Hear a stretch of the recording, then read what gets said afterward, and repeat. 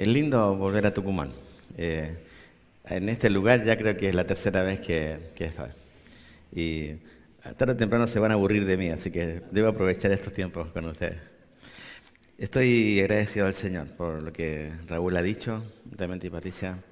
Es un gozo poder juntarnos como hermanos alrededor de la palabra y permitir que Dios nos hable a través de ella. Y yo doy gracias a Dios que la palabra es de Él y no nuestra. Por lo tanto, damos gracias al autor de la palabra de Dios, ¿cierto? Y yo quisiera avanzar con es la séptima clase que tenemos que dar. Y hoy este tema tiene que ver con entendiendo que nunca debemos estar solos. Y a veces en la vida cristiana, en la madurez cristiana, uno siempre tiene que dejarse acompañar por alguien o con mucha gente. Entonces el cristiano no está para caminar solo. El momento que el cristiano empieza a caminar solo, no va a funcionar su vida. Y Dios siempre ha establecido este principio, desde el Antiguo Testamento hasta el Nuevo Testamento. Al punto que cuando uno habla de discipulado, el primer texto que se nos viene a la cabeza es Mateo 28, que es donde habla nuestro Señor. Pero cuando hablamos de tomar un discípulo, también estamos hablando del Antiguo Testamento. Y antes de ver cómo Elías toma a Eliseo por mandato del Señor, quiero hacer un pequeño nomás resumen para que ustedes puedan entender por qué es que Eliseo es tomado por Elías. Y que un discipulador no puede ser cualquier persona, sino que tiene que ser una persona que realmente está muy compenetrado con las cosas de Dios. Un buen discípulo va a ser el resultado de un buen maestro. ¿Estamos de acuerdo con eso? Un buen discípulo va a ser el resultado de un buen maestro. Entonces debemos preocuparnos de ser buenos discipuladores. Entonces acá Elías nos va a mostrar un poquito parte de su vida. Oremos, ¿les parece? Señor, gracias por tu palabra. Gracias, Señor, porque en ella tenemos plena confianza y conciencia, Señor, de que es tuya. Señor, guárdame de no decir más allá de lo que tú quieres que se diga. Yo ruego que tu Espíritu Santo, Señor, pueda ayudarnos y, Señor, convencernos de que tu palabra, Señor, realmente es viva y es eficaz y tiene este poder santo tuyo de poder transformar nuestras vidas. Señor, haznos cada día más parecidos a ti. Haznos, Señor, caminar a esta estatura tuya, Señor. Padre, gracias porque no depende de cuántos años tengamos en el cristianismo, sino de cuánto tiempo estamos en ti y contigo. Por eso, Señor, te ruego que nos ayudes a caminar, Señor, contigo y a caminar también con otros, que mantengan esta fe viva para la gloria y honra tuya, Señor. Gracias en Jesús. Amén. Dijimos que Elías, allá capítulo 17, versículo 1, tenía tres cosas muy claras. Una de ellas era que Dios, para él, era un Dios que estaba absolutamente vivo, absolutamente vivo. La segunda cosa que el texto dice, entonces Elías Tisbita, que era de los moradores de Galaad, dijo a Acab, vive Jehová Dios de Israel, en cuya presencia estoy, que no habrá lluvia ni rocío en estos años, sino por mi palabra. Él tenía conciencia clara de un Dios vivo. También tenía conciencia clara de que uno podía tener una comunión con este Dios vivo. Y la tercera cosa clara que él tenía en su corazón y en su mente era que no podía accionar si no era por la palabra de Dios.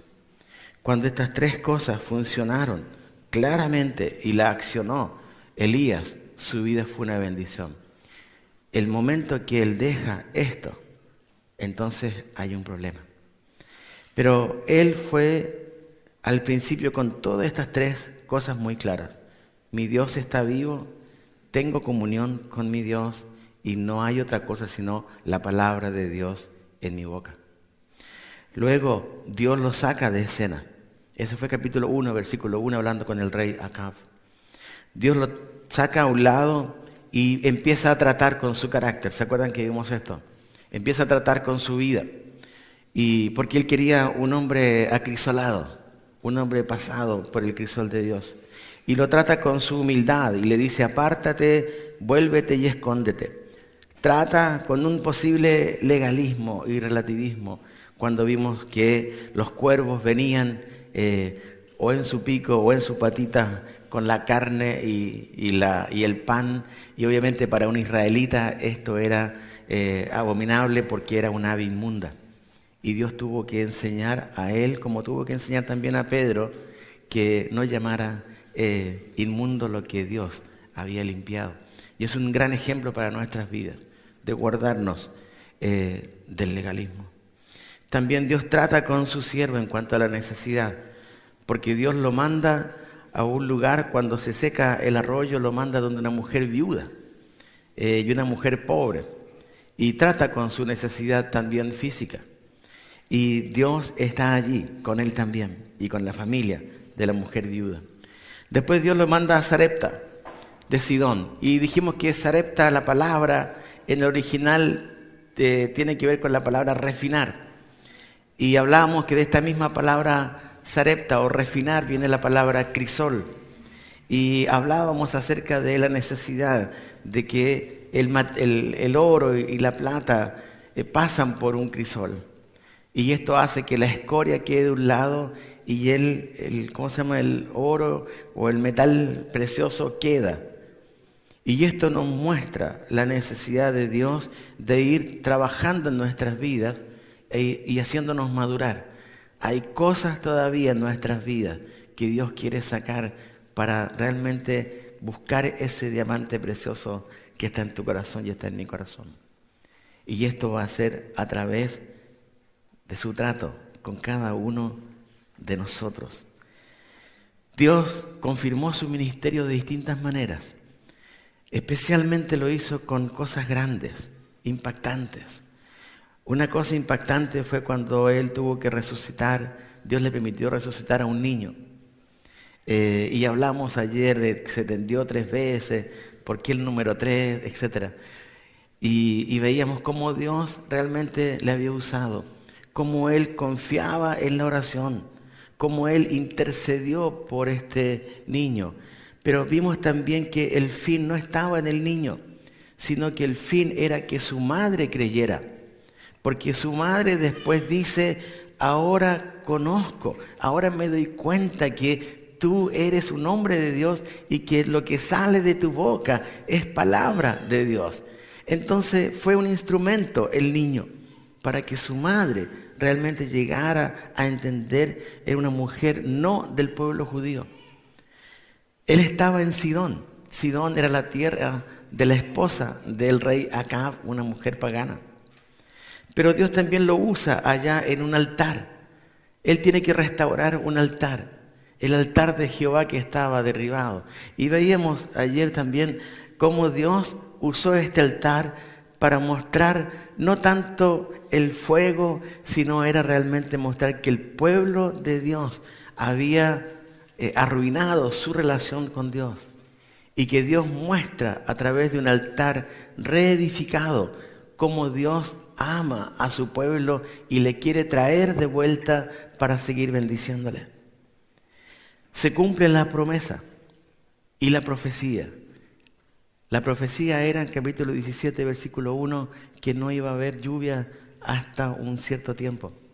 Y se cumplió esa promesa. Dios hizo llover, Dios hizo lo que había prometido. Y su siervo, sin duda, se gozó en eso.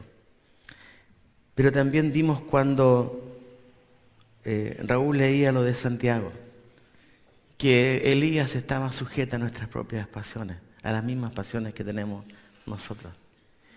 Y en un momento de su vida él pierde su norte. Y en esa pérdida de su norte, él perdió su dependencia de Dios. Una mujer lo amenaza y él huye, se va para salvar su vida. Hablábamos cómo había pasado de la valentía al miedo, cómo había pasado de la dependencia de Dios a planificar su huida, etc. Perdió su fuerza también. Se echó debajo de un árbol pidiendo a Dios, mátame. Su celo también fue incompleto. Dijo, yo estoy solo. Y Dios tuvo que tomar a su hombre y restaurarle. Y yo doy gracias al Señor porque nos muestra que Dios toma seres humanos caídos, redimidos, como tú y como yo, que no estamos exentos de algún día poder tener algún problema. Pero la mano de Dios, dijimos ayer, nunca va a dejar a los suyos, porque Él hizo un pacto, y ese pacto es con su sangre, y esa sangre es eterna, y esa sangre es completa.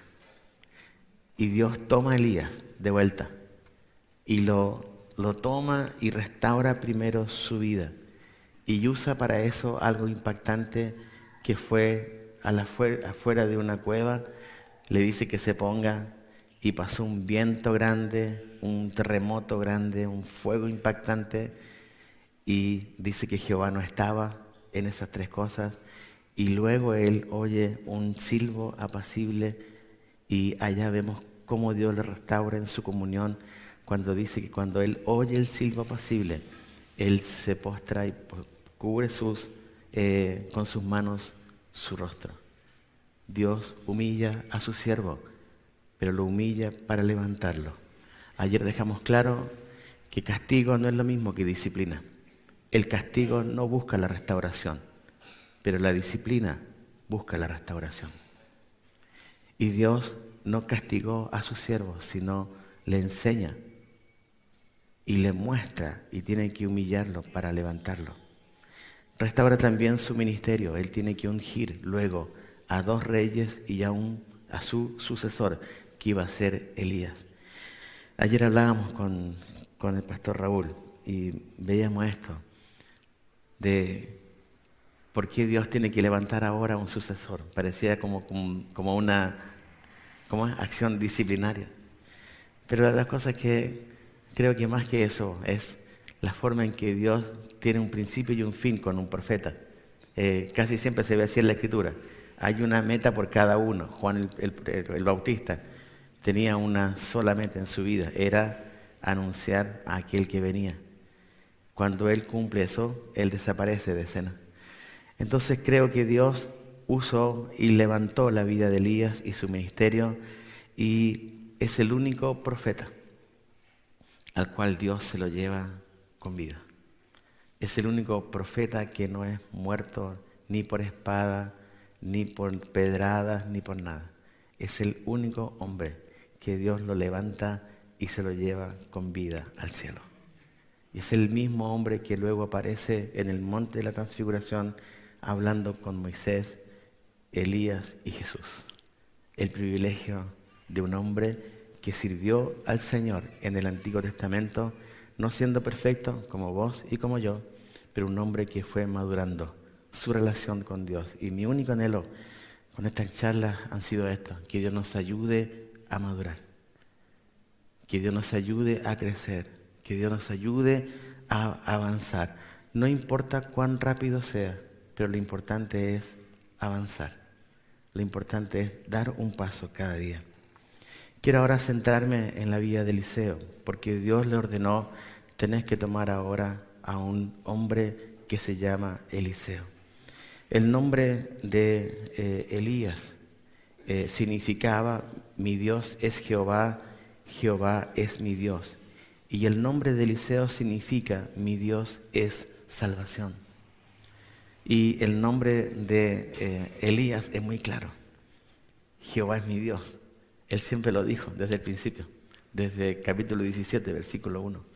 Y cuando él ora, siempre él ora de la misma manera: Jehová, Dios mío. Y él hace honra a su nombre, tal cual como nosotros los cristianos deberíamos sentirnos honrados por el nombre de Cristo. Vamos al versículo 1 de Reyes 19, versículo 16. Allá vemos a un hombre, al final del texto, dice que estaba Eliseo. Eliseo era hijo de Safat, de Abel Meola, y este hombre era un campesino. ¿Por qué sabemos que era un campesino? Porque en el versículo 19 de 1 de Reyes, Dice, partiendo él de allí, halló a Eliseo, hijo de Safat, que araba con 12 yuntas delante de sí, y él tenía la última. Y pasando Elías por delante de él, echó sobre él su manto. Entonces ven la figura, ¿cierto? Está pasando Elías por el camino. Está arando con las yuntas de bueyes Eliseo, ¿sí? Y él tenía la última yunta de bueyes, dice la Escritura. Y en el versículo 19, al final dice, y pasando Elías por delante de él, echó sobre él su manto. ¿Qué significa esto? Era la forma de unción, entendiéndolo así, ¿tá? La primera vez donde se encuentran ellos. Y la forma para mostrar ahora, tú eres el que viene detrás de mí, es poniendo mi manto sobre ti. Es una forma distinta hoy, ¿cierto? Pero en ese entonces era así. O sea, así lo hizo Elías. Ve a Eliseo, este es el hombre, toma su manto, lo pone sobre él, y vamos a seguir viendo algunas cosas importantes. Solamente vamos a estar en versículo 20-21, nada más. Hay 3 palabras que yo quiero rescatar de estos versículos 20 y 21. La primera palabra, entonces. Entonces, ¿qué pasó? Luego que viene Elías y está Eliseo allá con las yuntas de bueyes. Viene Elías, pone su manto sobre Eliseo y la Biblia nos dice entonces. ¿Qué significa la palabra entonces? Algo empieza a ocurrir. Esta es la idea, ¿cierto? Algo comenzaba a gestarse ahora. Y hay varias cosas que yo quiero rescatar de este versículo 20.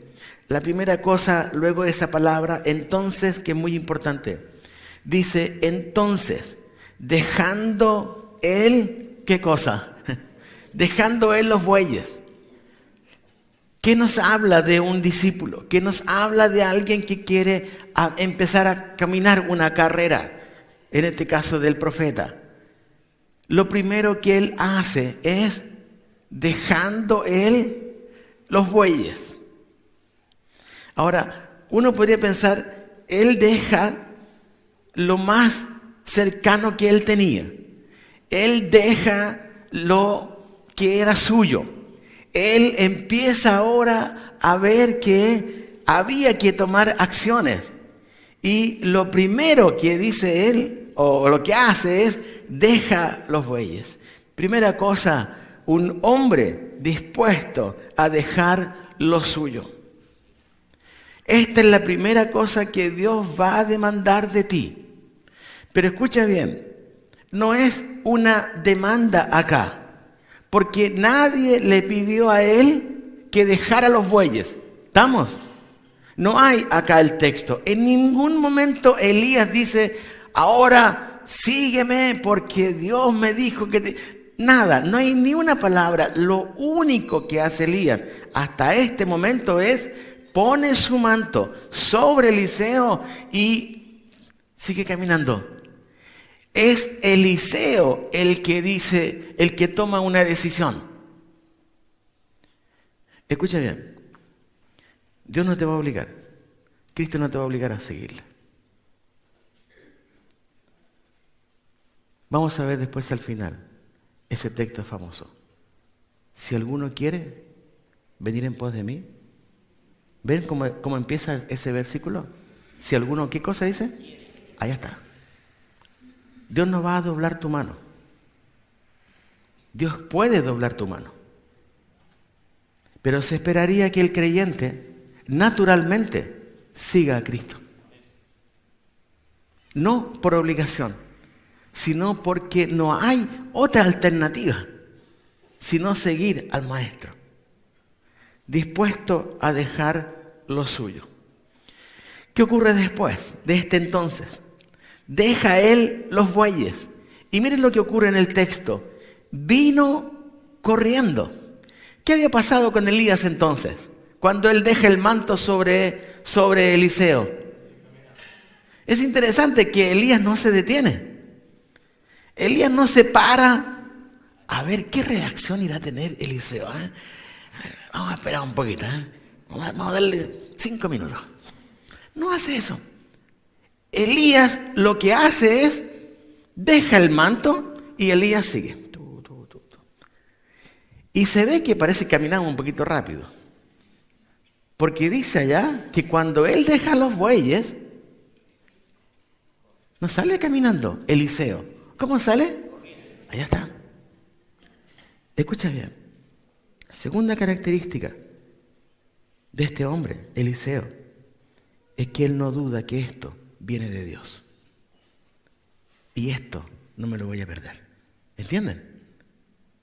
Este Elías, en el mundo de los profetas, probablemente era conocido.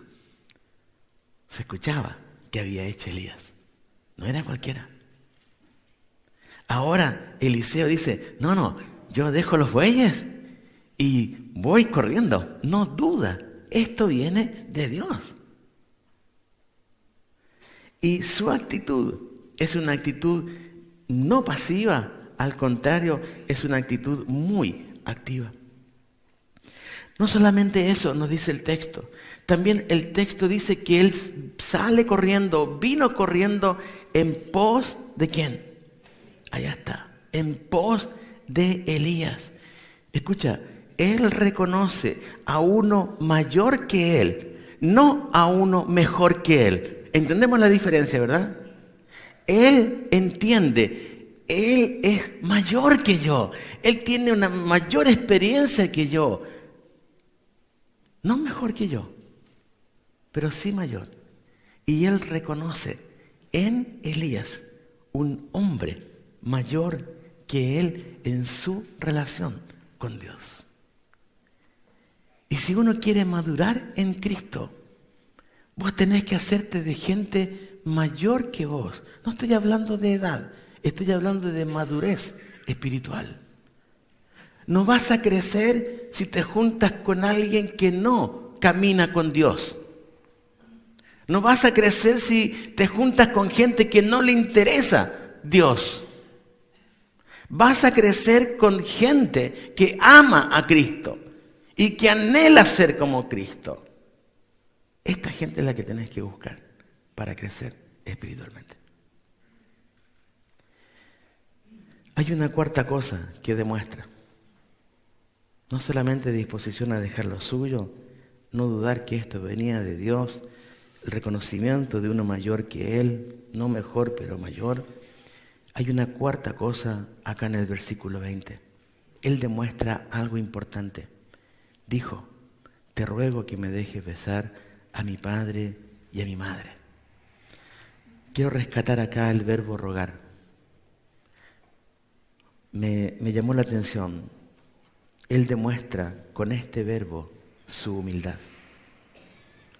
Su humildad.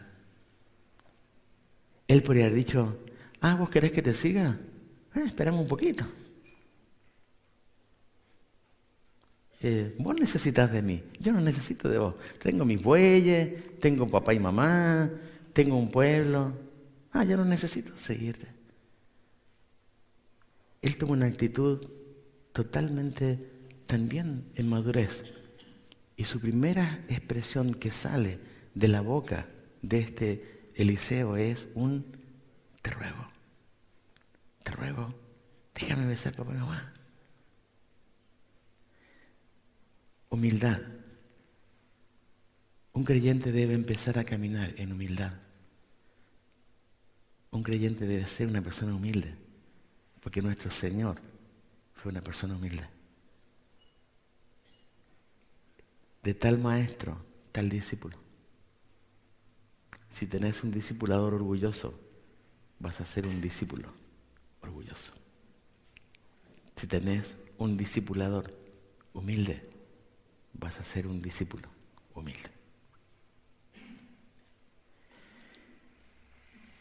Sensible a los suyos. ¿Ven lo que dice el texto? Te ruego que me dejes besar a mi padre y a mi madre. Él fue sensible a los suyos. Él sabía ahora que si él tomaba la decisión de ser un profeta, esto significaba dos cosas. La primera era salir del entorno en que estaba. Y lo otro era enfrentarse con un mundo no fácil. Y él dice, te ruego que me dejes besar a mi padre y a mi madre. Dos cosas quiero rescatar en esta parte. Una es la sensibilidad que él tuvo a su padre y a su madre. Escucha bien, un discipulador que no honra a su padre y a su madre va a provocar en un discípulo un hombre que no honre a su padre y a su madre. La madurez en Cristo significa honro a papá y a mamá. Es verdad, tú no elegiste a tus padres y ellos tampoco te eligieron a ti. Es lo que salió, ¿cierto? Perdón que lo diga así, pasó también conmigo. Y ayer les contaba un poco la historia de mi mamá, ¿cierto? ¿Se acuerdan cuando ella allá en el hospital? Les voy a contar la historia para que ustedes sepan cómo es mi mamá. Es una mujer muy de Dios. Conoció al Señor, o el Señor la llamó cerca de los 60 años. Yo estuve casi entre los 3 a 5 años, no recuerdo bien, estuve muy enfermo, estuve a punto de morir. Mi mamá es muy sabia, me encanta ella, es muy sencilla. Y cuando estaba en el hospital, los médicos dijeron, no sabemos si el niño va a quedar o va a partir, está mal.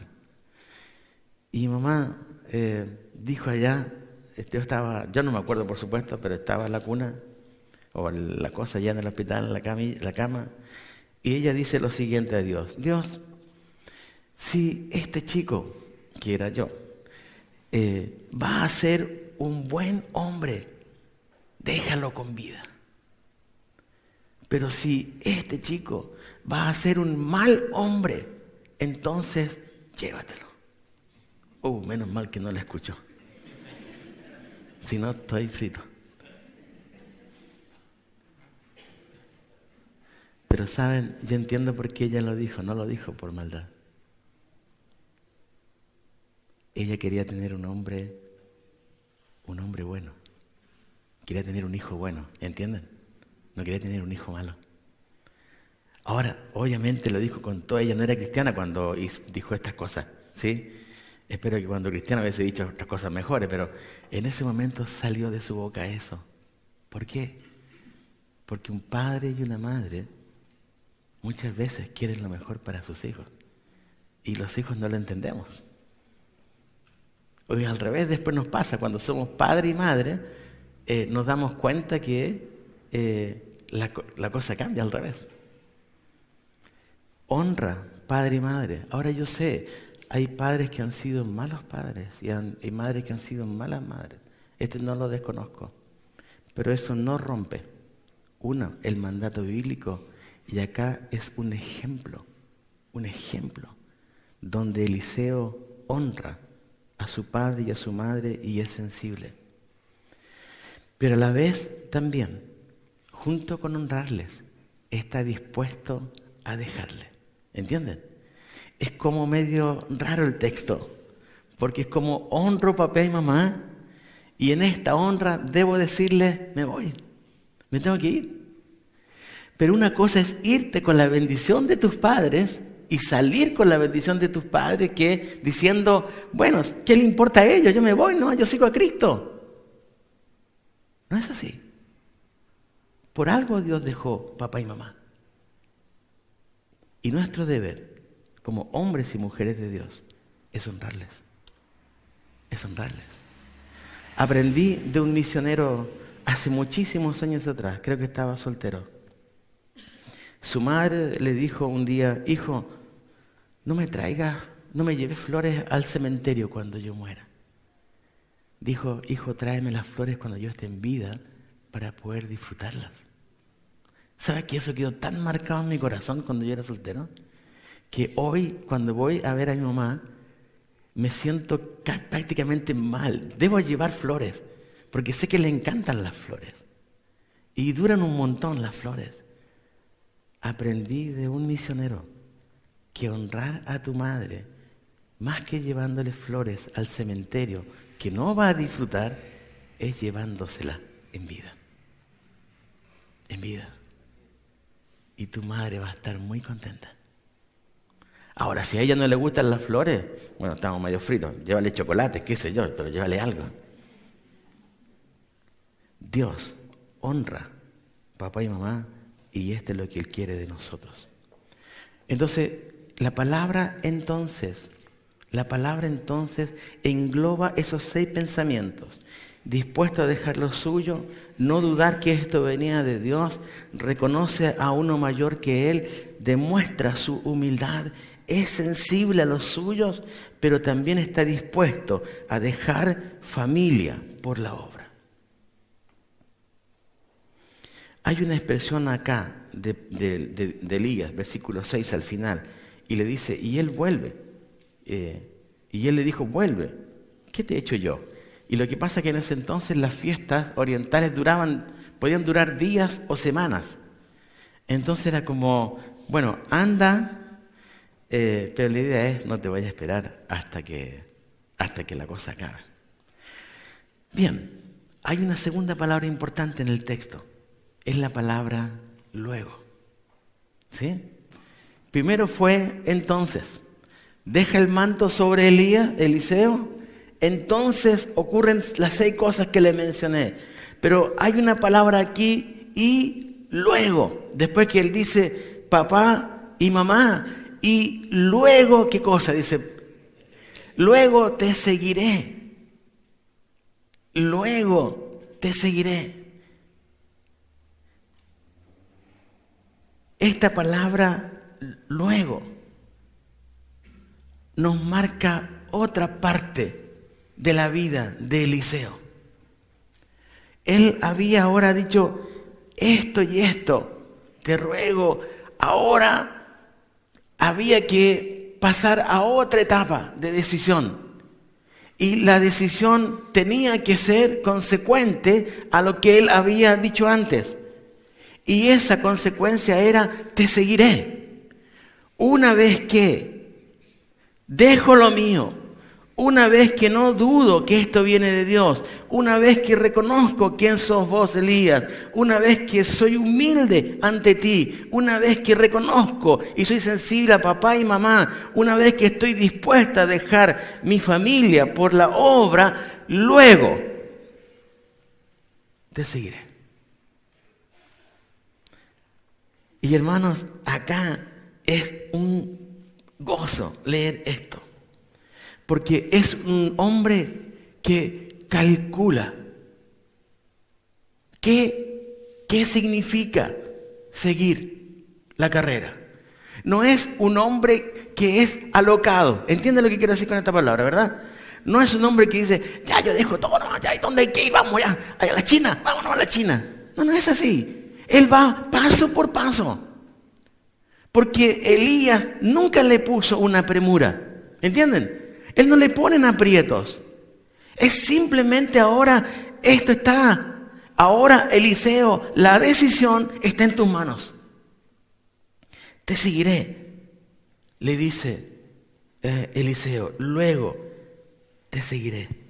Versículo 21. Y se volvió a los padres, ¿cierto? Y miren lo que hace. Y tomó un par de bueyes y los mató. Y con el arado de los bueyes coció la carne y la dio al pueblo para que comiesen. Después se levantó y se fue tras Elías y le servía. Versículo 20. Cuando él dice te seguiré, él nos muestra la disposición al desafío. Esto pasó en el Nuevo Testamento también. Algunos le dijeron a Jesús, te seguiré. Dispuesto al desafío encomendado. Pero ahora en el versículo 21 hace algo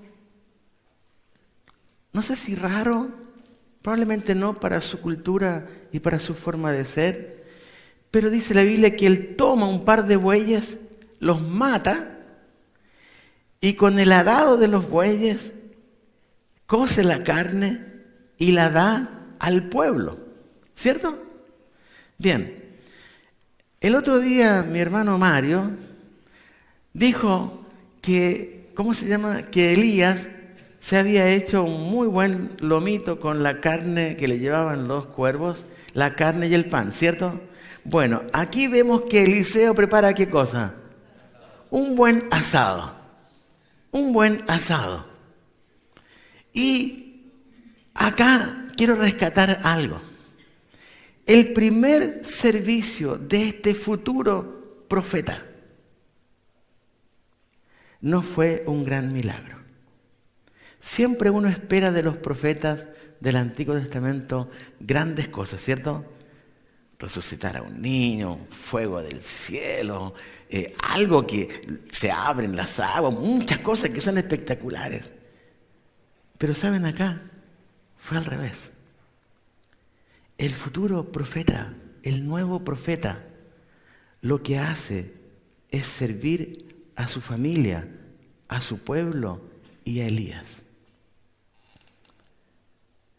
El primer servicio profético, perdón que use esta palabra así para que me entiendan, no fue algo espectacular, sino fue mostrar un corazón de servicio y un corazón generoso.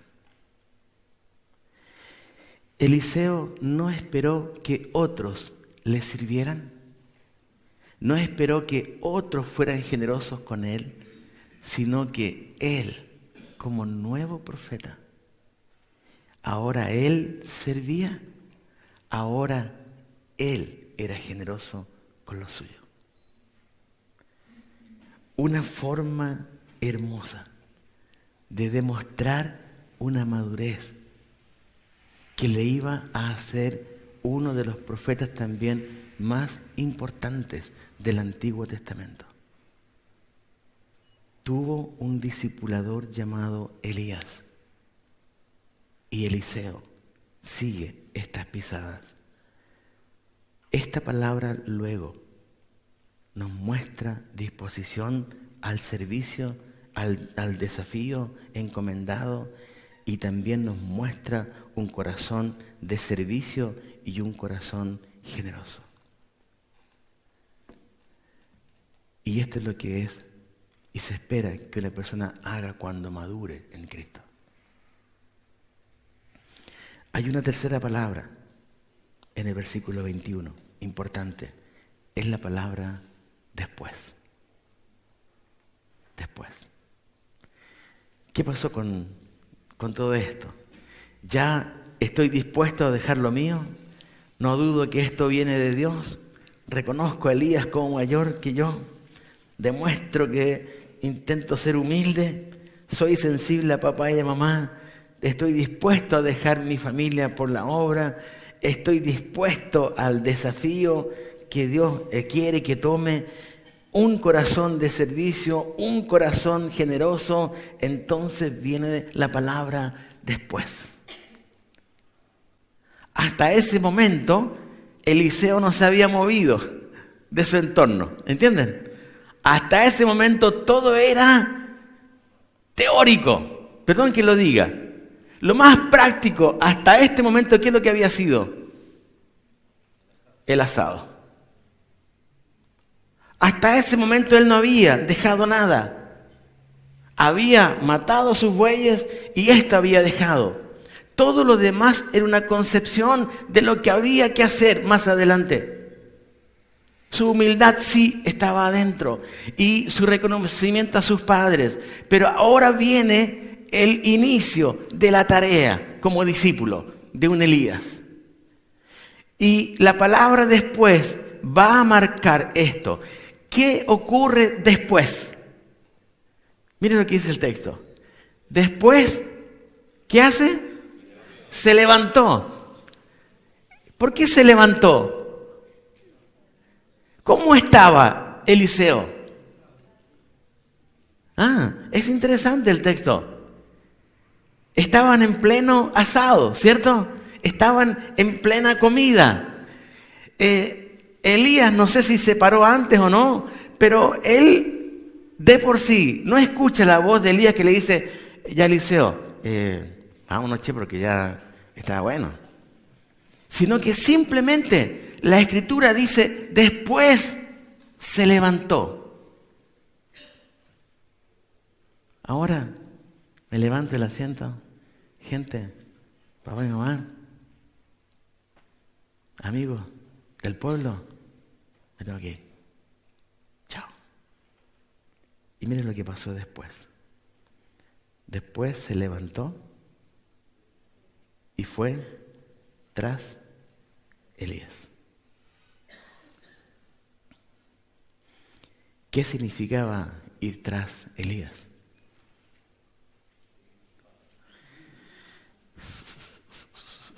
¿Saben qué pasa? ¿Qué era esto? Era la parte más difícil. No por Elías,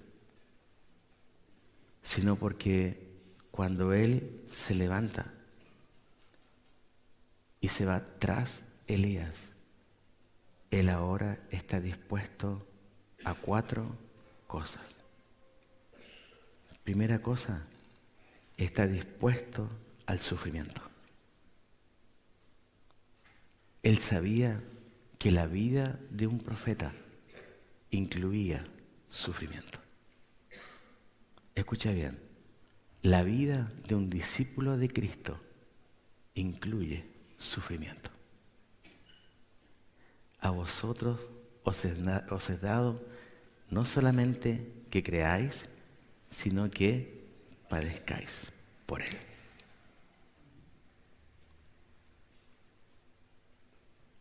Primera cosa, se levanta del asado, pancita llena, corazón apretado. Ahora vamos como profeta. Segunda cosa, estuvo dispuesto a la soledad. Él sabía que el profeta muchas veces iba a quedar solo. Esto le pasó a Jesús. Sus 12 discípulos lo dejaron solo. Pero siguió la carrera, ¿cierto? Por ti y por mí. Tercera cosa, estuvo dispuesto a la muerte. Porque la vida del profeta, la mayoría de los profetas terminaron, según la Escritura, siendo muertos por causa de Dios. Y la cuarta cosa, él tuvo que aprender que la vida de profeta era un todo o era nada. Y esto es un ejemplo para nosotros como discípulos de Cristo. Si no estoy dispuesto al sufrimiento, no he entendido qué es ser cristiano. Si no estoy dispuesto a la soledad, no entendí lo que es ser cristiano. Si no estoy dispuesto a la muerte, no entendí lo que significa ser cristiano. Si no estoy dispuesto a un todo o a un nada, no entendí lo que significa ser cristiano. En ninguna parte Elías obligó a Eliseo a seguirle. Nunca. Pero miren lo que pasa en el último parte del versículo. Después se levantó, después fue tras Elías y después le servía. Un hombre con un corazón de servicio. El discípulo del Señor tiene que tener estas características. Un hombre y una mujer que quieren aprender mientras se sirve. Y Jesús lo dejó más claro todavía. Yo, Jesús, no he venido a ser servido. He venido a servir. Y ejemplo os he dado. Concluyo con Mateo 16, 24. Entonces Jesús dijo a sus discípulos: si alguno quiere venir en pos de mí,